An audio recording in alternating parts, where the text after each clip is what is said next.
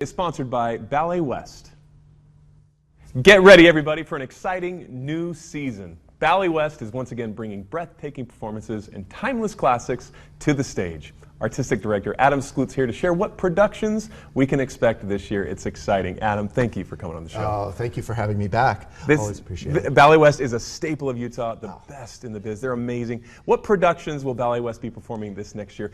And any names we recognize? Oh, there are going to be plenty of names that we recognize for the next season. And what I really love about this season is that it's all about storytelling. The whole season is going to have a host of different well-known and beloved stories. We're opening with a revival of Romeo and Juliet in early November. Then we go straight into A Midsummer Night's Dream, and then The Wonderful Nutcracker. In February, a Ballet West premiere, Utah premiere of a new full-length story ballet, Peter Pan. And then in all the April, best stories. You got them all. This is great. And in April, we're having Ballet West artists and audiences have an experience like they've never had before when we do Jerome Robbins' West Side Story Suite, which will have the dancers dancing and singing on the stage, along with some guest performers. It's going to be really exciting. Finally, a brand new family classics series, The Legend of Sleepy Hollow, and we close the whole season off with our choreographic festival. We're calling this one Spotlight Utah, where we bring in 3 of the best modern dance companies in Utah. But wait, there's more. Oh, yeah, always. How could you pack any more into this? This Right. is incredible. What about this season, apart from all of that, makes it so special, exciting from any past seasons? It's different, right? Well, this is why I say it's all about storytelling. Any program that you go to, you're going to have a big story as part of it. And that's, I think, really special because it allows our performers to be actors as well as dancers. So West Side Story, a crowd favorite.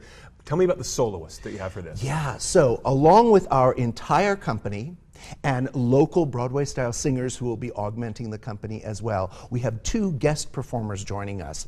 Georgina Pazgokin, who was a former New York City Ballet soloist, was one of the last dancers to work with the great Chita Rivera, who was the originator of the role of Anita, and she worked with her on that. And then we have Utah native, Ballet West Academy alumni, former New York City Ballet principal dancer, and now a star of Broadway, Mr. Robbie Fairchild, coming back to perform riff with us. So Hometown it'll be really hero. exciting. There you go. So cool. Yeah. Now, you mentioned Peter Pan really quick. Yeah. You're going to have the dancers fly, because that in and of itself is a feat. You bet. The flying in this production of Peter Pan is more complicated than any flying effect that Ballet West has ever done. In fact, the performers who have to fly in the production will actually be going into the theater a whole week and a half before we perform and spending their time exclusively every day working on the flying, because it is a very complicated and intricate procedure.